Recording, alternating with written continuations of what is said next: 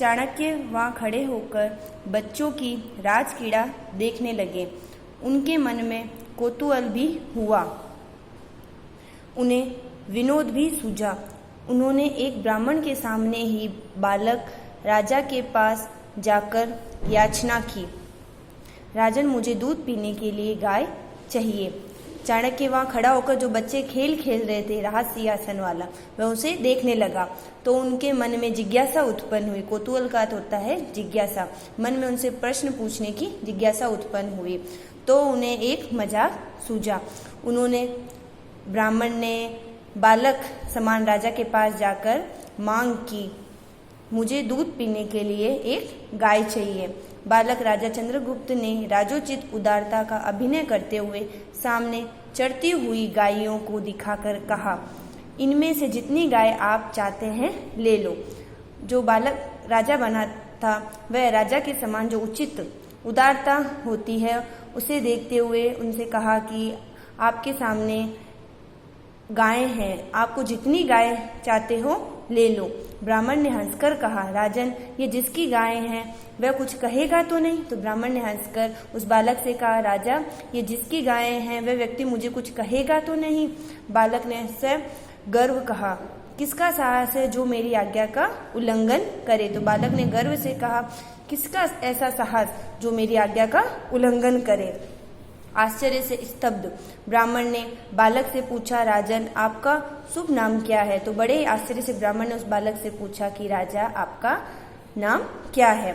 तब तक उसकी माँ मूरा वहाँ आ गई और ब्राह्मण से हाथ जोड़कर बोली, महाराज यह बड़ा धृष्ट लड़का है, आप इसकी बातों पर विचार न कीजिए। उतनी ही देर में उसकी माँ मूरा वहाँ आ गई और ब्राह्मण से हाथ जोड़कर बोली, महाराज ये तो बड़ा ही ढीठ लड़का है, आप इसकी बातों पर विचार न कीजिए, यानी आप इसकी बातों को न सुनिए।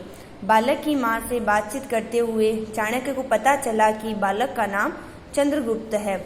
वह नंद के उस सेनापति का पुत्र है जिसे नंद ने विद्रोही कहकर जेल में बंद कर दिया। तो जब ब्राह्मण ने उसकी माँ से बातचीत की तब चाणक्य को पता चला कि उस बालक का नाम चंद्रगुप्त है और वह उसी सेनापति का पुत्र है जिसको नंद ने विद्रोह कहकर जेल में बंद करवा दिया था। चाणक्य ने मूरा से कहा, चिंता की कोई बात नहीं, तुम नंद के दरबार जाकर उससे प्रार्थना करो कि इस बालक को तक्षशिला विश्वविद्यालय में पढ़ने के लिए भेज दे। चाणक्य ने मूरा से कहा कि कोई बात की चिंता मत करो, तुम नंद के दरबार यानी राजा के दरबार जाकर उसे प्रार्थना करो कि वह इस बालक को तक्षशिला विश्वविद्यालय में पढ़ने के लिए भेज दे। उन दिनों तक्षशिला विद्या का बहुत बड़ा केंद्र था। वहाँ पढ़ने के लिए देश विदेश से विद्यार्थी आया करते थे। जिस प्रकार आप पढ़ने के लिए विद्यालय जाते हैं उसी प्रकार उन दिनों में जो तक्षशिला था वह बहुत बड़ा ही विद्या का केंद्र था, जहाँ सभी देश विदेश से पढ़ने के लिए बच्चे आते थे। पहले तो बालक की माँ तैयार ही नहीं हुई। उसे डर था कि यदि नंद को पता चल गया कि यह पुत्र विद्रोही सेनापति का पुत्र है तो वह इस बालक को तक्षशिला क्यों भेजेंगे।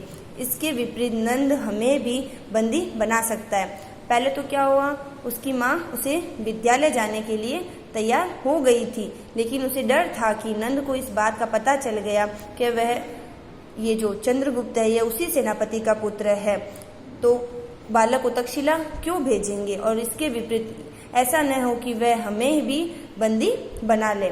चाणक्य ने कहा, तुम इसे राज दरबार में अवश्य ले आना, इसका कुछ भी अनिष्ट नहीं होगा। यह कहकर बालक को आशीर्वाद देकर चाणक्य चले गए। चाणक्य ने उसकी माँ से कहा कि तुम इसे कल राज दरबार में ले आना और इसकी कोई भी हानि नहीं होगी, और उसे आशीर्वाद देकर वहाँ से चाणक्य चले गए। एक दिन की बात है कि नंद राज सिंहासन पर बैठा हुआ चिंता में लीन था। वह राज दरबार में लगे लोहे के पिंजरे को देख रहा था। उसके सभी राज दरबारी भी बड़े चिंतित थे और सोच रहे थे कि पिंजरे को बिना खोले सिंह को बाहर कैसे निकाला जाए।